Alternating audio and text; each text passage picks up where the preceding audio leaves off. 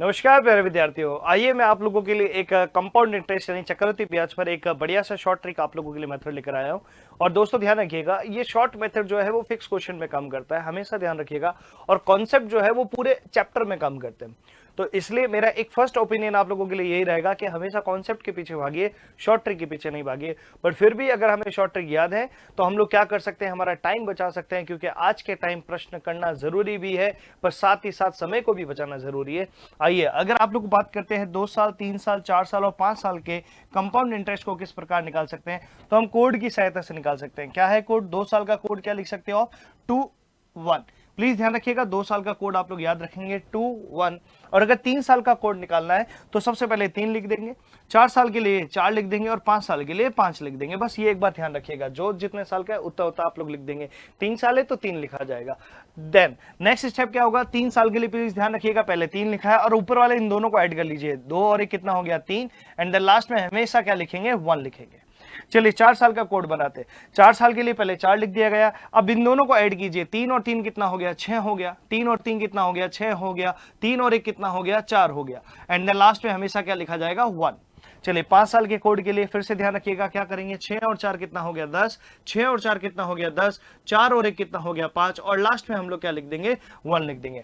उम्मीद करता हूं आप 6 साल का कोड बिल्कुल बना सकते हैं। बट अमूमन अगर हम लोग बात करें तो 4 साल का ही आप लोगों से चक्रवृद्धि ब्याज पूछा जाता है। आइए अब इसके एक क्वेश्चन को हम लोग सॉल्व करते हैं और देखते हैं किस प्रकार से वो कोड काम करता है। इसने कहा सर 3,000 रुपए की राशि अगर 20% पे मैं चक्रवृद्धि ब्याज पर उधार दे देता हूं तो बताइए 2 साल का वहां चक्रवृद्धि ब्याज कितना प्राप्त होगा। तो जब 2 साल का बोला है तो आप क्या लिखेंगे? सबसे पहले 2 और फिर यहां क्या लिख देंगे? 1। और ध्यान रखिएगा इन दोनों को आपस में क्या करना है? ऐड करना। देन आपको 3,000 का 20% निकालना है। दोस्तों 20% का फ्रैक्शन फॉर्मेट होता है 1/5। तो 3,000 का 1/5 कितना हो गया? 600। वो पहले वाले से क्या कर दीजिएगा? Multiply plus.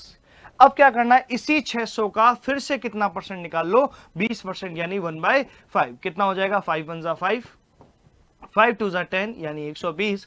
आइए इसको मल्टीप्लाई करके लास्ट में जोड़ देते हैं। 600 का डबल कितना हो गया? 1200। वहीं 120 का सिंगल टाइम कितना हो गया? 120। So your final answer will be 1320। Option number C for Champaklal Gada बिल्कुल करेक्ट आंसर होगा। आइए एक सवाल वो जो कि आप लोगों को 3 साल का अगर पूछ लिया जाए और आप लोगों के आरआरबी टेक्नीशियन में पूछा गया सवाल है। दोस्तों ध्यान रखिएगा, 3 साल का कोड कितना होगा? 3 multiply plus 3 multiply plus 1 multiply.